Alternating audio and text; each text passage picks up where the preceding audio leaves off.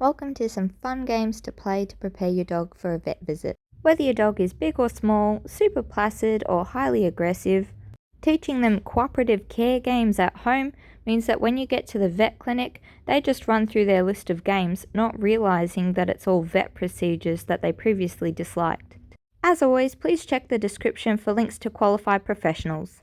Beyond a basic vet check, many of the procedures a vet will want to do involve one of the three main veins. Many dogs find the restraint quite confronting, as they do need to be held quite tightly to keep the vet staff safe. This often poses a big bite risk to the vet staff as their faces are quite close to the dog's face. Another common injection you'll see is the subcutaneous injection in the back of the neck. Worried about a potentially aggressive dog or an anxious dog having a bad experience? Consult with your vet about a sedation pre-procedure and use a lot of treats at home to train this standing position so the dog can't swing around and bite the vet. Instead of waiting to be at the vet clinic before playing these games, simply substitute the vet products for stuff that you have around your own home. Remember, we don't want to use the actual chemicals or the pointy objects for these games because they could cause long-term damage with repeated practice. Before each injection, the vet or nurse will want to sterilize the site. We start the game by reaching for the dog's leg and treating. Reaching again, treat. Wait for the dog to finish their mouthful of food before reaching again. This way, the dog is always free to see what is happening and is not distracted by the food. If your dog startles or opts out, just go back to square one and start again, super easy. Use the cold water, dab the leg, and treat.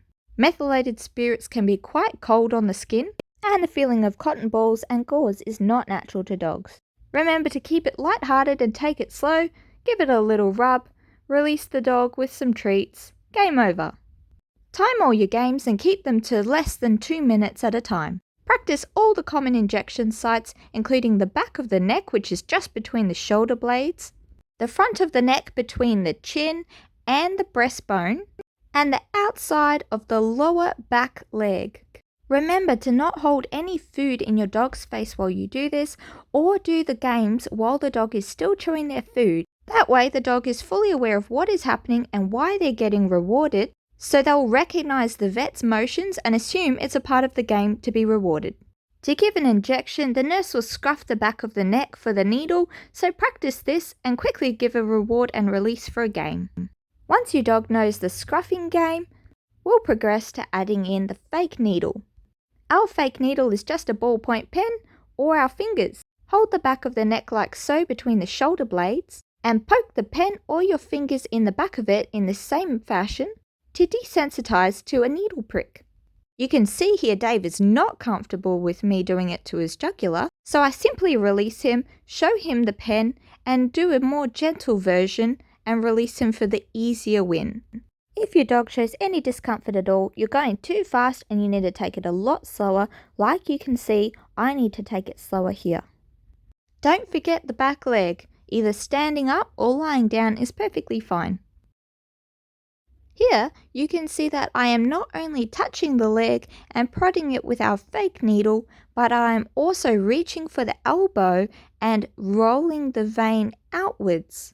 Just like a tourniquet for humans, vet staff will have to grab the elbow and gently roll the skin outwards slightly to raise the vein.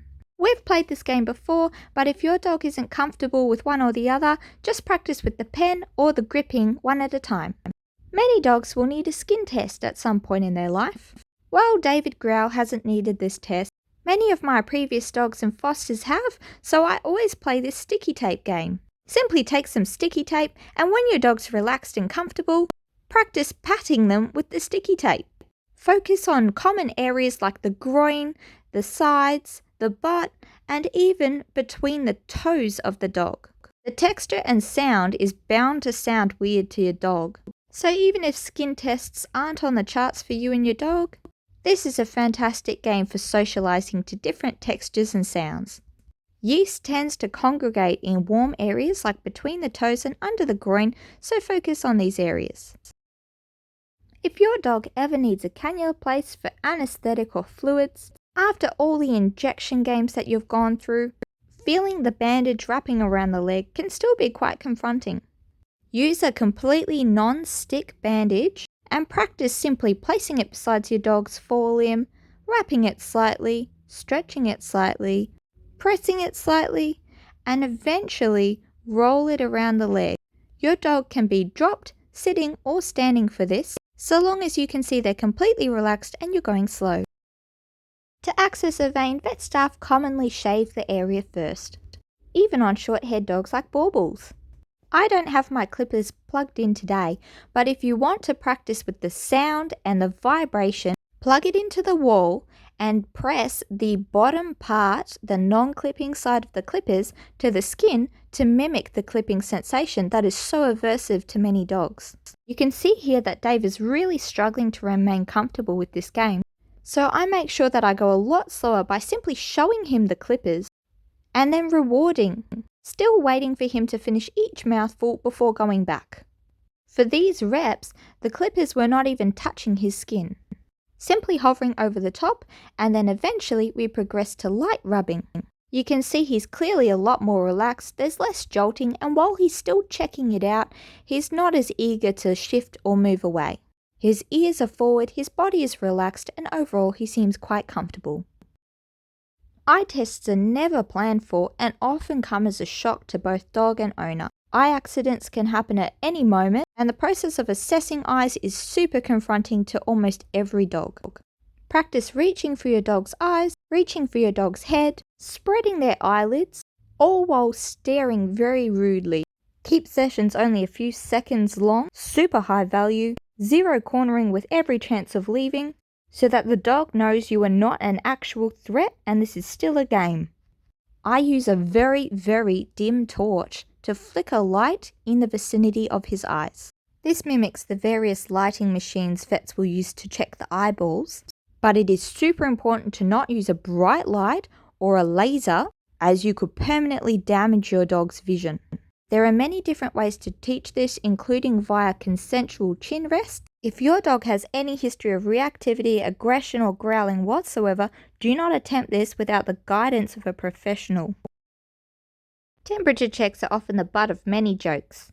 This game is probably the weirdest game you will ever play with your dog. Have them in a standing position and grope their thighs as you lean over their butt. Release and reward.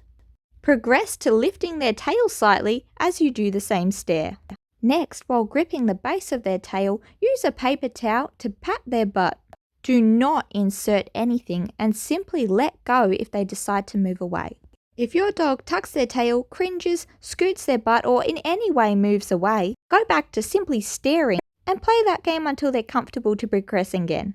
Here I'm using the cold metal of a torch to simulate the cold feeling of a thermometer near the entrance, and a pen to simulate the pokiness of a thermometer near the entrance. Please do not insert for this game. When the vet feels that jugular blood draws are unavoidable, some dogs can be trained to hold an upwards position. However, for dogs like baubles who already struggle with any version of restraint, teaching them to hold that position happily without feeling confronted or trapped may help in an emergency where you haven't yet had time to train them to look straight up for the duration of a blood draw.